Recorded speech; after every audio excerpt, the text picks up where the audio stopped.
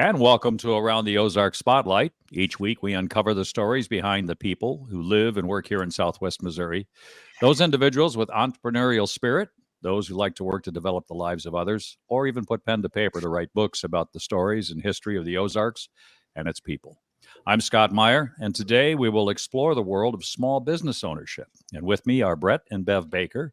They are owners of a company called TrustPoint. And before we get too far into it, who wants to go first and tell us what TrustPoint is? Bev, are you taking Brett. that? All right, I'll take it. Cue Brett. Thanks, Scott. Thanks for having us. Absolutely. Bev and I have both been in management and in our whole life, and we had an opportunity to get into a business that was kind of a training coaching business. And so we were actually sitting around trying to think, what would you call a training and coaching business? And I said, it's really about building trust. And everybody has their own way to build trust with people, whether it's management or coaching or business. And I always thought there's a moment where someone starts to begin to trust. And so I thought, that's the trust point. And so, Bev, that's how I remember it. Isn't that we said, hey, the moment of trust is really the point where stuff really begins to happen differently. So, Right. It was such a key. And, it was a very sophisticated marketing strategy meeting. I think it was the two of us and a piece of legal paper in front of us. And we kept writing different business names. But when it came down to it, selecting the name for your business is like, how do we want to be branded? And we were part of an organization that was branding as a sales training company. And at the core, yes, that's what we do. But I think for Brett and I, it did come down to, well, in order to get to that point with business owners, there's a moment, there's a point where they make a decision to trust you. And so it just seemed like a good fit for us to capture that word. Before you did this, you each had kind of different lives, if that's fair. You both had other things going on, and then you met each other. Tell us a little bit about that, because that came before the business. Fair? Very fair. I think that I had spent many years and most of the time in management and some years in traditional sales roles. And so it was a natural thing for me to flow into kind of a coaching training model of that based on that, because I learned a lot of things to do wrong and some things that were right. But Beverly, you were kind of opposite of that, because I was on the side of generating that. Right. You were probably on the side of managing that. And well, I'm a super nerd to begin with. So for me, there was a technical background. There's an accounting background. I was always a part of the operations side of the business, to Brett's point. Even though I had also owned a small business, it was usually with the lens of behind the scenes operations, everything else other than sales and marketing. And little funny story, when we first sat down after we started working together, we got a few months into it, and we were trying to figure out why no one was handling the marketing for our company. And I remember Brett saying, well, I thought you were going to come in and do all this marketing for us. And I said, I'm a nerd and I'm an accountant. What part of that did you think was going to be a marketer? I thought you were going to do it. And he said, no, I'm over here working on the sales side of it and building the relationships and the management piece. Sure. So sometimes it's the things that you don't do well that teach you the most when you're in business together. And so we quickly got to identify that there may be some gaps in where our natural talents lie. So how do we then go back and fill in the gaps? Because neither one of us brought that skill set to the table. But the irony of that, Beverly, is we still don't, either one of us don't do the marketing. We outsource it. Yeah. Yeah, but at least you agreed to do that. Yeah. My guests today on Around the Ozark Spotlight are Bev and Brett Baker, owners of TrustPoint, which is a sales and sales training company. But it's more than that, and we'll get into that in just a minute. So you both had a eureka moment earlier in your marriage where you both said you were ready to leave what you were doing and start something new. Talk about that, because that's walking away from a salary is difficult for anybody, but certainly in your case, you both walked away. Well, Bev, let me take that, because I had this desire, Scott, that I've always worked for somebody else. And so I had that desire to start building inside of me. Mhm. Could I do this myself? Could I own a business? Could I work for myself? And I got to be candid with you, it scared the living daylights out of me to cross that line. Most salespeople don't cross that line to do that. Most managers don't. And I'm not really built like the entrepreneur alpha male. I'm going to be in charge. I'm a middle manager kind of guy. So, but the desire was bubbling up so much that I actually ran after that hard. And so that's when we made a decision to cross that line and own a business. But Beverly still worked for those first 6 months. She wasn't in the business that we bought. So Beverly, I don't know if you, because Scott's question is really more about you leaving a salary, and that was hard. Well, it was the, I'll join you when the time's right, and I'll be doing everything that's required with new company, but I'm going to do it evenings and weekends and things like that, which I think a lot of people do. I kept one toe in the corporate world and one toe over there on the line of safety and security. But one of the things that our business is teaching and is around people is this concept of you have to burn your bridge.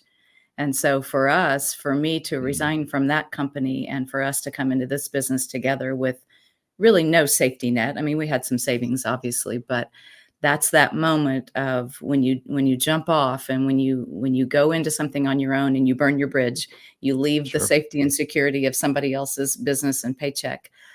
There was no other option other than to be successful because we didn't have anything to fall back on. And I think a lot of times that's an important moment. It's risky, it's scary, but it changes your life when you make that decision together. Well, everybody's story is different. That's one of the reasons I love asking that question because you're right. You're walking into that very dark room. If you both leave your job, now you've got health insurance issues, you've got cash raising issues, and we've got to talk to one another issues. There's some real serious things that have to go on. Now, you said you had some savings. I'm guessing that you had to burn some of that money to get the business started. Who was your first client? What did that look like? And did that happen before you joined the company, Bev, or was that after Brett had been doing this for a while? Good question. You can take that one, Bev. On who the first client was? Well, yeah, or what? You can't say Bev was. That's not Well, so what's interesting about the business that we bought, it's not like we bought a business we didn't know.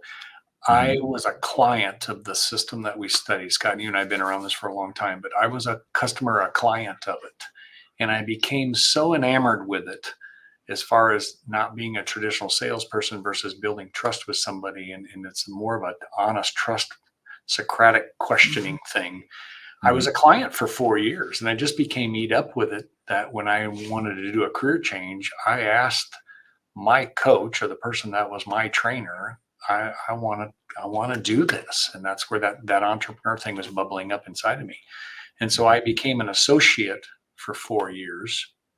So I was around what we did for about 8 years. So I had clients and relationships in there. So when it came time to buy the business, I think we had customers, Scott. So I'm scratching my head trying to think of who was the first. There was a couple of key first ones. One was a large manufacturing company and one was an individual entrepreneur with a couple of employees.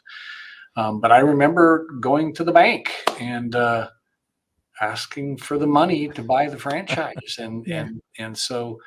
And of course that went well. I'm sure they opened up the checkbook and said, Brett, we like you. And here's the money. Here's the cash. Well, it's interesting, Scott, because I hear people that say that's kind of a fight because I was an associate for 4 years and I hadn't bought the business and now I was buying the business that I was in.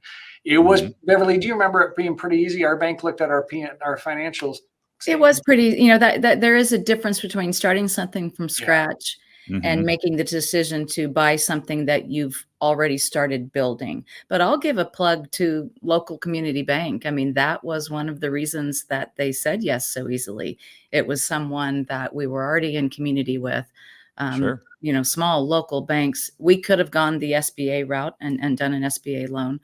I think we would have regretted it in the long run, though, because we still have that relationship with that bank today, even though we're not in that position of needing to do that. But they also funded our, we thought it was very important in the beginning to set up shop properly and to invest in furniture and equipment and technology and things like that. So we made a very big decision not to ease into that, but to do all of that from the beginning. So small local community So bank, it's a that was a big little thing. easier. Yeah, a little easier when you have a business that does have a history. But I think your point about community banks makes Springfield a really interesting opportunity for a lot of people. I know it's they don't brouhaha this a lot in the news, but I think for Hispanics of all things, Springfield is like one of the top 5 cities in the country for startup businesses. And I think a big part of that is the ability to sit with a bank, local bank, and have a conversation, something you can't do with some of the larger banks, obviously. Or if you do, then they have to have a conversation with somebody in St. Louis who has to have a conversation with somebody in New Sure. York. And it's an entirely different feel. I don't know if I ever shared this with you, and I'll quickly run through it. But when my son started his business, not unlike your own, he did not have a client. He did not buy the business from somebody. He bought the franchise. Right. His first, what eventually became his first client, sat in his little office. His little office was about 12 feet by 12 feet with a desk and a couple of pieces of paper on the wall. And the guy was about 50. Eric was, I believe at that time, about 28. And he said, the client to be said, "You are very young."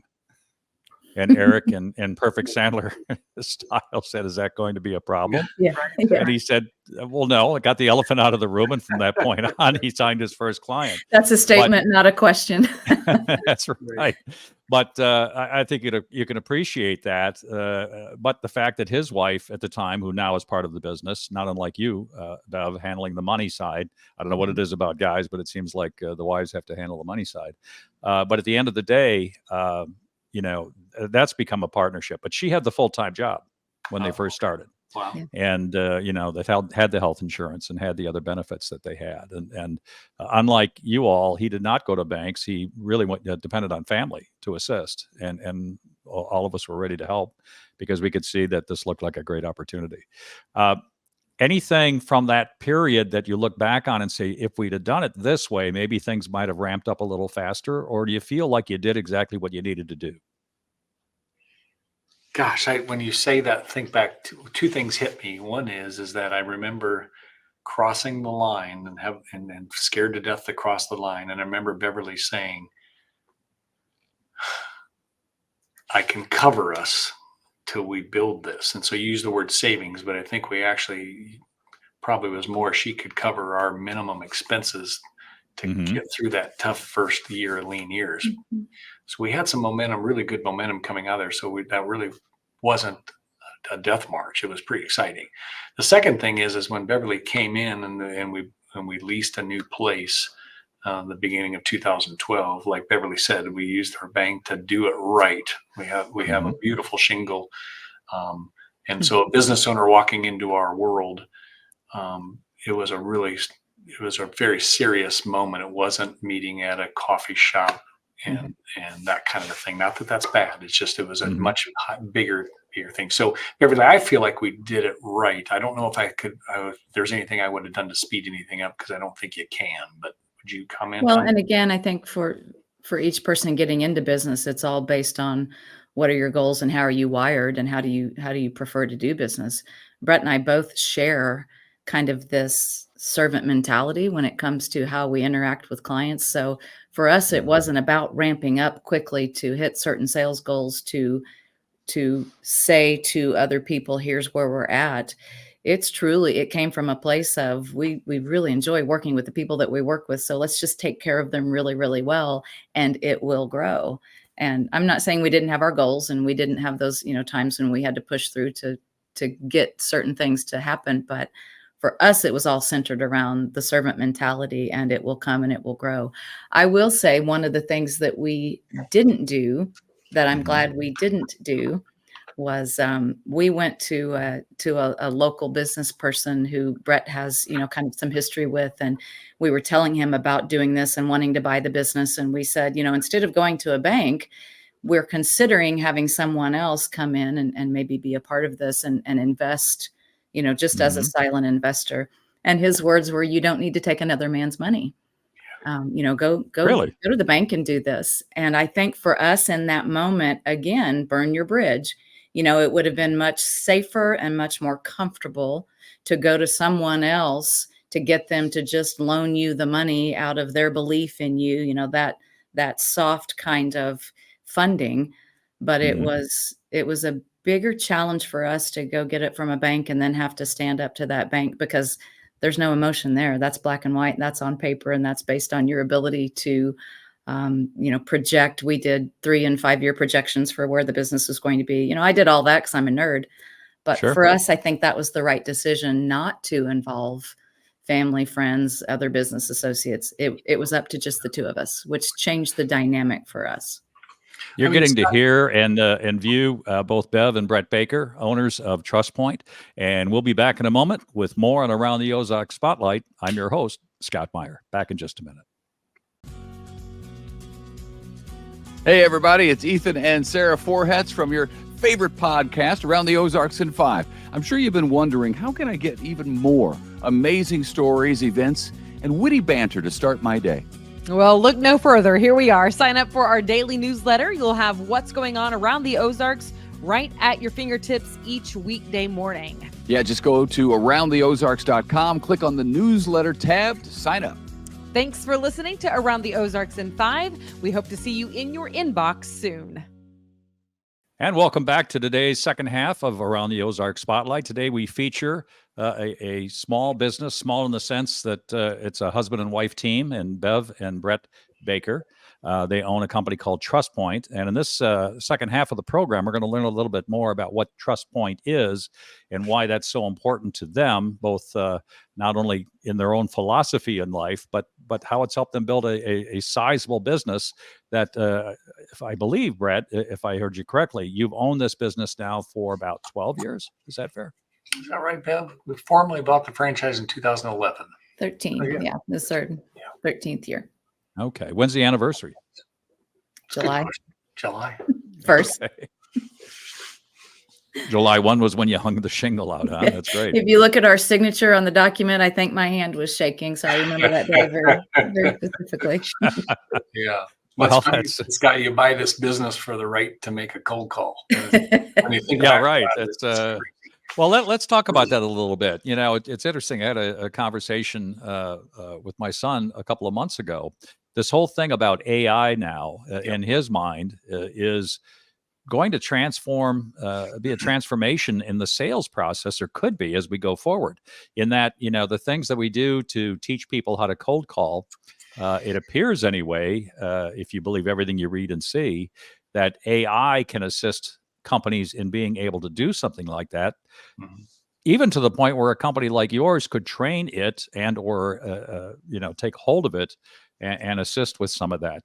Have you guys had that conversation at all, or are we looking way too far out in the future? Beverly, I have my opinion on that right now. Do you have a thought around that? No, I want to hear your opinion. Well, Scott, everything you said, I think, is right on the money. It's coming whether we want it or not. My challenge with it is, will the business owner that we partner with, or that's our customers, our ideal clients, our small business owners, are they going to receive AI and trust that and bond with that? And I still scratch in my head going, the small businesses owners that I know are going to see and smell that a mile away, and they're not going to lean into it.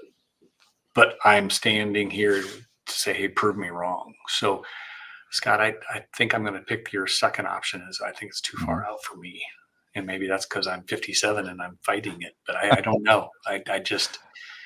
We Trust Point, this thing, if I can, not to get away from your subject, but it's about building trust between two people, whether it's sales process or management or coaching an individual, whatever that human life is. Can you learn to go to conflict and build trust and still go have ice cream cones when you're done? Is AI going to replace some of that bonding? And I struggle with that. But am I going to be Bev? I don't know. What are your thoughts? I think more than anything, we've been around now. This concept of the buyer's journey is changing.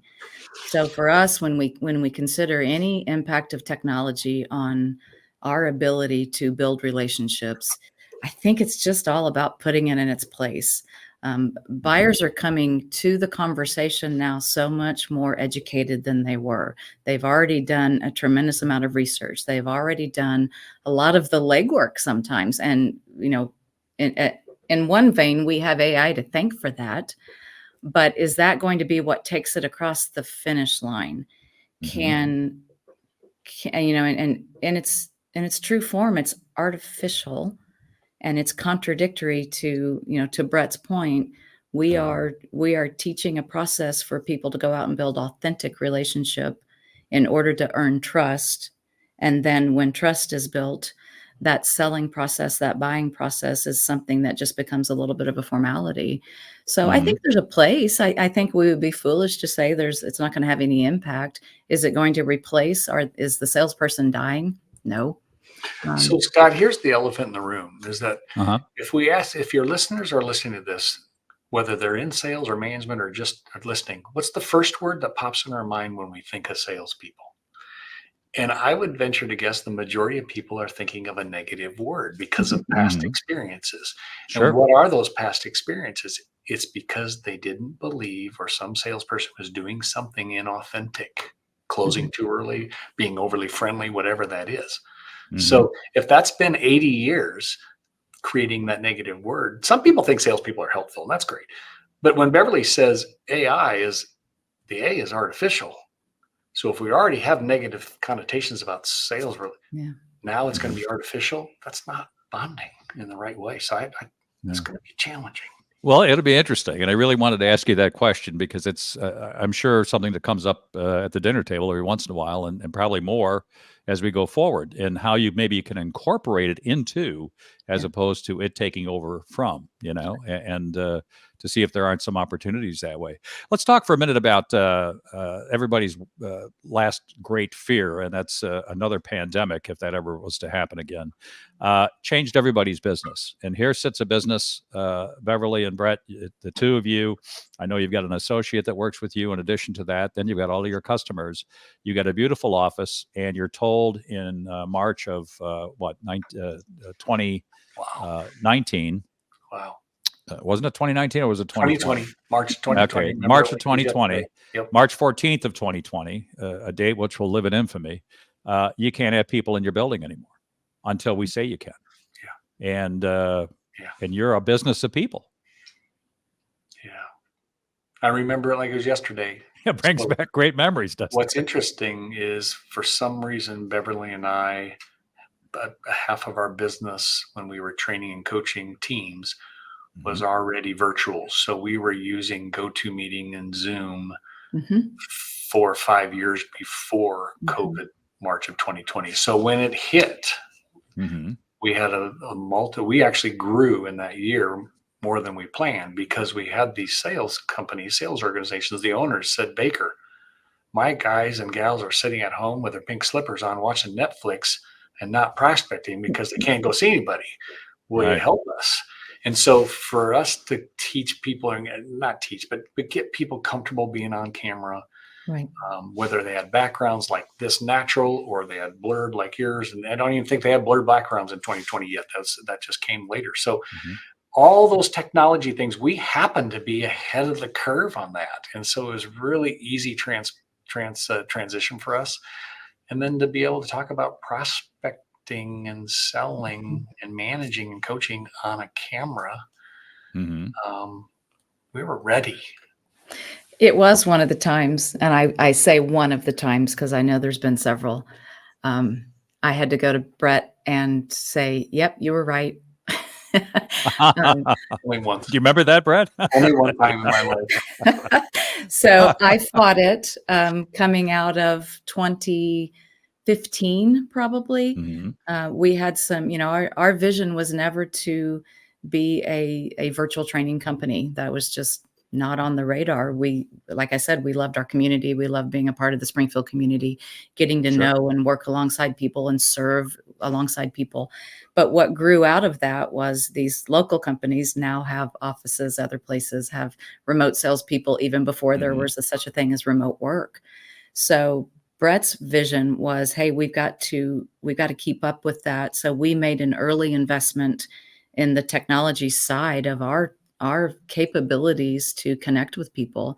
And then as a result, developed the skill set that said, hey, we can have these conversations virtually and we can accomplish almost as much as we could if we were sitting in the same space. So yeah, I had to go back to him and say, you were right because we were ready for it. We had clients who were literally disappointed when they got in the car and drove to Staples because they didn't have the webcams in stock anymore. So they were literally unable to have some kind of a virtual conversation with someone with video and everything. So that was a bit of a blessing for us, is that we got ahead of that curve and then were able to guide a little bit some of the skills required to have those conversations. Brett, it was interesting. A moment ago, you used the word teach, and then you drew back on the word teach. Can you help me understand? Yeah. I don't know why I drew back. That's good insight that you're reversing me on that. But it's like I am very careful of an adult learner. Because adult learning typically fails because people believe certain things and they've arrived at certain levels in their life and they don't want to be taught anything different. There's no desire to be taught. And so sometimes you have to meet the adult learner in a place where they are well and they have self-discover another place to go to. And so are we teaching them that, or are we helping them self-discover? So the reason why I probably hesitate, Scott, is because I'd rather get people to self-discover and line that with their desire to think differently, do something more, better, or differently, and not be taught. So that's probably just my personal. But it's interesting you caught that, because I caught it myself. Well, it was just, it's interesting. You're hearing and saying good friends of mine, Beverly and Brett Baker, owners of Trust Point. Now, we've not used the S word at all in this conversation. Is there a reason for that, Beverly? Well, I've tried to encourage Brett to stop using the S. Which S word, Scott? Sandler. That's the only S word in my vocabulary. So, How's Scott, that? it's so funny you're poking on that word, because I am trying to not use the other S word very often in my life. So I'm trying to control. So that's why Beverly is challenging that. But no, Sandler's at the heart of what we do. Sandler's at the heart of our business and provides us with that curriculum. I think for us, we've also recognized that Trust Point is who we are, and Sandler is a part of that. No reason not to mention the brand. It's been a blessing to be a part of that organization. Well, Scott, the folks listening and watching aren't that familiar with Sandler. We don't have time to go deeply into Sandler, but I've got to ask you, when you guys go home tonight, and I'm assuming, like most folks, you sit down and have dinner together in some way, shape, or form. How do you keep from Sandlering, if you will, each other in that conversation? Or is that just something that's been so part of your life for so long that, I get called out at home if I start, and my wife's never been through a training session, but I can't imagine the two of you having a deep discussion without going back and forth about one of you being curious about why the other said something they said.